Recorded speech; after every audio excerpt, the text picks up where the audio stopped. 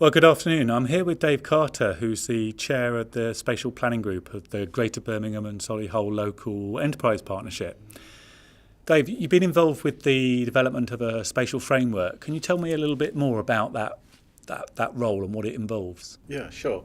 I've been a strategic planner in the West Midlands for actually many decades now, and following the abolition of the regional tier of governance a couple of years ago and the creation of the new LEPs, that's created really quite a substantial challenge for us in the planning field.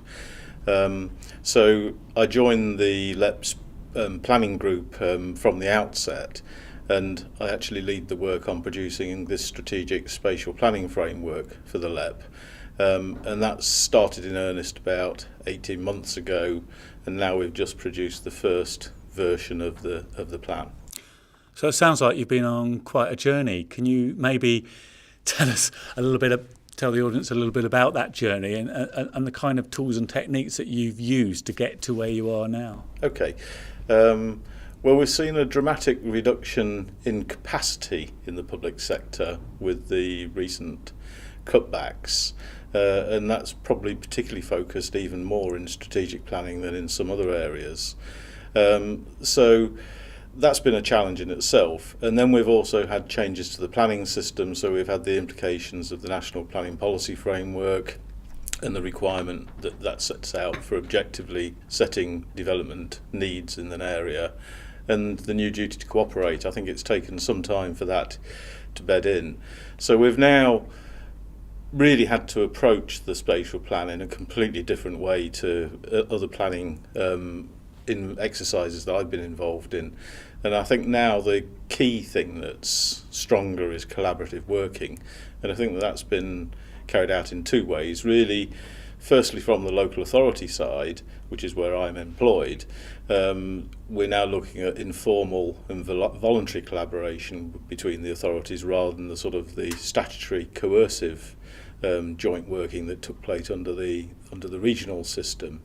But I think history tells us that voluntary collaboration can actually possibly work more successfully in any event, and we've had a strong history of that in the West Midlands.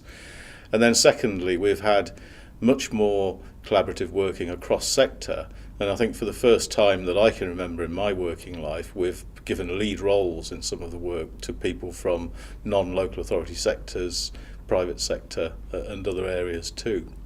So what we've done is we've tried to progress the work through theme-based groups, and they've worked by identifying key drivers of change and also carrying out scenario testing.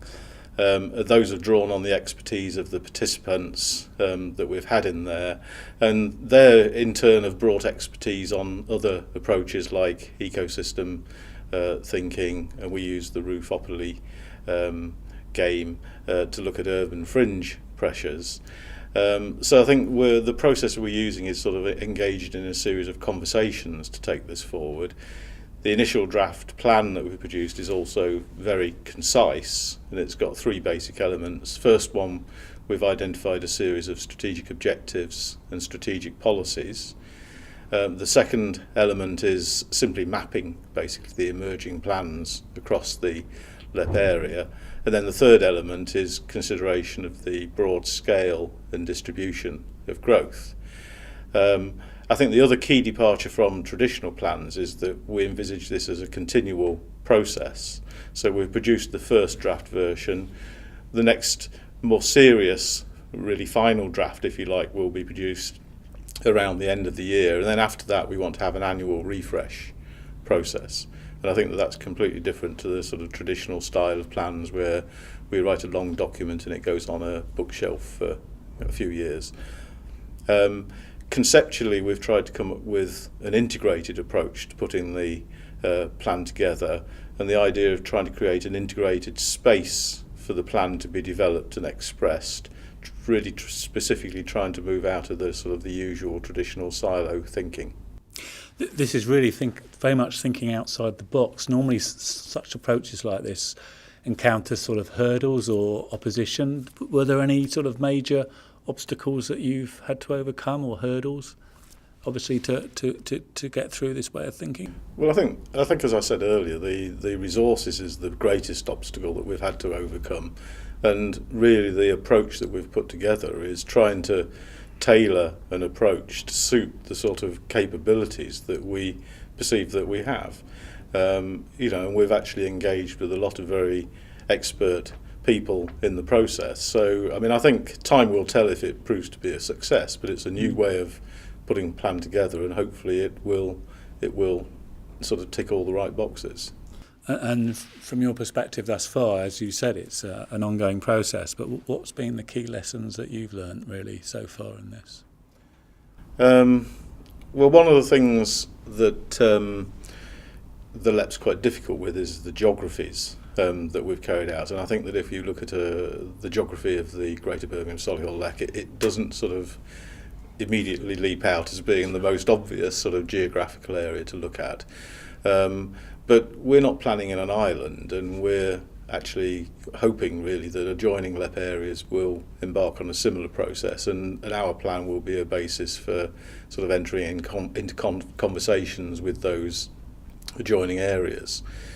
Apart from that, I think that the most significant lesson that we've learned really is the importance of the cross-sector collaboration. I think that that's probably the key attribute of what we're doing. And okay, time will tell. Perhaps it's risky in the approach that we've adopted, but I think it's an opportunity for all participants in the process to sort of act in perhaps a different way to what they have done in the past. I think I used the phrase collaborative responsibility, and I think that applies across all the sectors involved in the process. I'm a bit of an optimist, so fingers crossed it'll all work out okay in the end. Great. Dave Carter, thank you very much. Thank you very much.